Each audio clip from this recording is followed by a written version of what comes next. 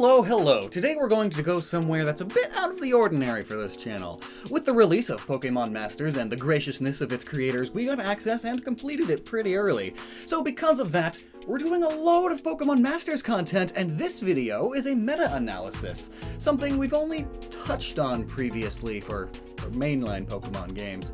But since Masters is much simpler than the mainline Pokemon games, it's good practice, so who knows? Maybe we'll get more into the meta of the main games later. A disclaimer, though, of course, the information I'll be talking about will surely be out of date at some point in the future. Heck, I'm recording this and the game won't even be out for another week. Plus, this is a game that is going to get content added to it a number of times in the future, so who knows? Some of it might totally change things. But at the very least, for these first few moments, this guide will be pretty decent, I hope. So, coming from the first-hand experience of myself, Josh, the big behind-the-scenes guy, and Tanner, who is a friend of ours who is pretty into competitive Pokemon, at least compared to the rest of us, we all played the game relatively differently, and we've compared our teams and talked about strategies and whatnot. So, with all of this helpful information and 3 different playthroughs of the game, we have some theories on how to make the best of the game's mechanics.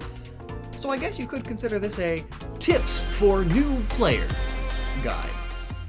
From my experience, it's all about team composition. Just like every team-based game, really. Your team needs to be good, well-balanced. These are basic ideas here. Now, you'd think a good team composition would be one of each type of Pokemon. But no, I don't mean type, I mean the other kind of type. You'd want one striker, one supporter, and one technical Pokemon. And you'd be wrong in assuming that. But also right, I guess. It really depends on each different Pokemon, which ones you have, who it is you're up against. But we're gonna talk some general tips here. Strikers are almost always your best Pokemon. You need them to be the highest level. If you manage to get a 5-star striker, don't worry about wasting level up books with it. It's always a good investment. A good striker can carry you through the game. However, without good support, your low HP striker will be roadkill in moments, or even just taken out as collateral damage. The sync attacks of your opponents are dangerous as they strike all 3 of your Pokemon at once, which sometimes is more than enough to take out a fully, not even touched yet, fully max HP striker. It's like, oh man, you team wipe in one go. So if that keeps happening to you, your striker keeps getting one shot, try just leveling it up, but it doesn't need to be by much. It just needs to have enough HP left over after the sync attack, you know? It's fine if it's on a magic pixel. At least it's a magic pixel. And this barely surviving the sync attack thing is alright because it's fairly rare that the opponent's AI will change their target from your second most important Pokemon, the support, aka the tank with buffs. The support Pokemon is just as important as the striker, and sometimes it's even best to have 2 support Pokemon on your team, as there are 2 kinds of support Pokemon, tanks and off-tanks. And this is kinda MMO-like terminology, but one is an HP sponge made to take hits, along with the ability to either buff or heal itself or others. This role is an amazing addition to your team, which is probably why you get one of the best ones near the very beginning of the game. It's Rosa, with Servine. Though, if you happen to pull Phoebe with Dusclops, it's actually a pretty good replacement. You see, the enemy AI in single player normally focuses on the biggest defense or HP pool target, which is nice for you, but also not nice if your striker is a bit over-leveled, or you are in a co-op match, as your Pokemon may be a striker, but if it's at a higher level, it may or may not have the most HP bulk as a result of that, and so they will focus you down. Not good. Though notably, the co-op AI seems to be completely different than the single-player one, so just a heads up on that. And we're gonna have a whole separate video all about that. It'll link there once it's out. Anyway, back to the Pokemon. The other support type is the Buffer. This Pokemon may have some super lackluster attack moves, but that's okay, because you'll almost never use them.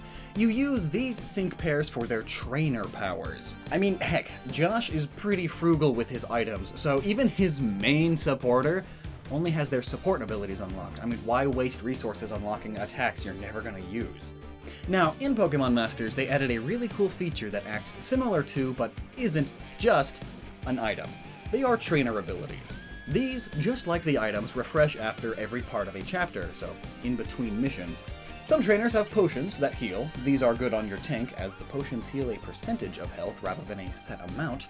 And other items and abilities have things that up their Pokemon's attack, which is good on strikers. And some even have buffs that affect the whole team's stats, or the weather, or even the enemy team debuffs. Basic game mechanics, really. Now, the support Pokemon's main job is to either make it so the striker hits harder, or the tank can tank more hits. They can also make the whole party faster, which in theory makes your DPS higher, and that's your damage per second. And, I mean, that just makes sense. If you're faster, you're able to get more moves out. Josh's main team uses Metadite as the support, as it has 2 buff moves for his striker, Trico, increasing attack along with critical hit chance. One of my favorite team compositions when I'm just going for damage is Houndoom as a striker with speed, special attack, and defense buffs from Nosepass and Salamence. Now, you may see that on my team I have 2 supporters, and this isn't because the next Pokemon type is bad, it's just that the other Pokemon type is very situational. The third type of Pokemon is the Technical. These are a bit lackluster currently, but I do see a lot of potential. They are a great choice if you lack a good striker, or are playing in co-op. They are actually super good in co-op. These Pokemon are higher tech. They buff themselves, normally, along with having moves that just hand status conditions to the enemy, like Burn or Flinch. These moves themselves may be weaker than a striker's in terms of raw damage, but many of them have a good chance or even guarantee lasting effects, and those are always wonderful. I mean, Flinch or Sleep can cause you to avoid damage for a few turns. That's just great. And heck, just like the potion, poison damage is percentage based and causes damage every time the poisoned Pokemon does anything, so it can easily kill if it affects their most used Pokemon. This is where Technicals truly shine. But now, a word of warning regarding all of these buffs your Pokemon are giving themselves and others. All buffs disappear after the enemy uses a sync move. Even if you have +6 attack buffs, they will all be lost the moment the enemy lets loose their sync move. However, this doesn't happen to the enemy's buffs when you use a sync move. Just like how their sync attack hits all 3 of your Pokemon, but your sync move only hits 1 of theirs. It may seem a bit unfair on the surface, but ultimately it just makes up for the enemy AI's stupidity at times. But the point of bringing this up now is to say, don't blow all of your buffs at the very beginning if you know you can't beat them before their sync move. Play the long game. Though, if you can, one of the best tactics to use is rushing your own sync attack and defeating their sync user as fast as possible. It's not a secret that sync moves are the strongest moves in the game. All of them boast a minimum base power of 200 and always attacks with the Pokemon's highest stat. I mean, Slacking's power on the sync move is 360! It's the highest power in the game! Along with Blissey. For some reason. But either way, sync moves are wonderful, along with their buff to your team's overall stats. It can easily be a game changer. But this is true about the enemy's sync attack as well. So, with this strategy, always focus the middle Pokemon if it's the strongest Mon. In battles where there are more than 3 Pokemon though, it may be wise to leave the weak first one in the middle and allow it to get its sync attack off, and then defeat it afterwards. It might also sometimes be worth it to defeat a high speed or healer Pokemon that is on the side first, but only if it doesn't take more than 1 or 2 attacks. But in most situations, focus the Middlemon. It's the strongest, and I can't tell you how many times it's just come down to their Middlemon hitting 1 extra time, leading to my defeat. So, the Sidemon never hit as hard. You don't gotta focus them much. Now then, let's speak characters. What is, in our opinions, some of the best main characters you can get? By which I mean the characters that you get just for playing the story. The same ones that everyone will have. And honestly, it's not like we're working with just a little here. As the story is now, you can get like 18 guaranteed. Not including all of the premium currency that they just give you for the Scouter. And these guaranteed characters aren't even bad or anything. Honestly, you can make a really good team out of them. And that's even into the co-op part. So who is this, in our opinion, best team? Well, we're looking at Skyla with Swanna, Rosa with Superior, and Corina with Lucario. Rosa is a tanky beast, by which I mean Superior is. Her special defense is the highest in the game right now, and she's 4th in terms of HP. She thick. And these stats, combined with the enemy AI being kinda dumb, almost always protects the other 2 Pokemon on your team. Plus, then its buff abilities are, well, one of them is just okay. She boosts special attack, which only benefits Lucario's Vacuum Wave move, which is a quick move, but not that strong of one. But Rosa's other ability is literally just filling the entire bar at the bottom immediately. So if you time it just right, you can go from completely empty to completely full immediately, which is great for DPS. Then we have Skyla with Swanna. She can heal and also buff the speed and defense of everyone, making her a wonderful supporter. I mean, you may not realize just how important speed is. It truly just makes you hit more. And then Swanna herself is also super fast, just by default. Now, once you get much further into the game, you'll eventually get Hal, who is in quite a few ways better than Corina, in our opinion, but by the time you get him, you probably have already invested a good chunk of resources into Corina. Plus, it's always good to have options with type combos and such, so I don't see why you wouldn't be able to just keep using her. But basically, Lucario is kind of ridiculous. If you rush your sync attack, Lucario will Mega Evolve, which gives it quite the upgrade. It's also just all about boosting its own attack, crit chance, and attacking at full force with close combat. It's the physical attack master, though kind of a glass cannon, because using close combat weakens its defensive stats. So, it's about that rush. Now as for the best gacha characters, well, still actually, Rosa is still one of the best supporters, period, even when you think of all the gacha characters. But in second, it's Phoebe with Dusclops, and in certain situations, it may be first, and then Rosa second. It depends on all sorts of team compositions and whatnot. But Phoebe and Dusclops have incredible physical and special defense, and it has one of the best team buffs to have, a crit chance up for all. She's a wonderful tank.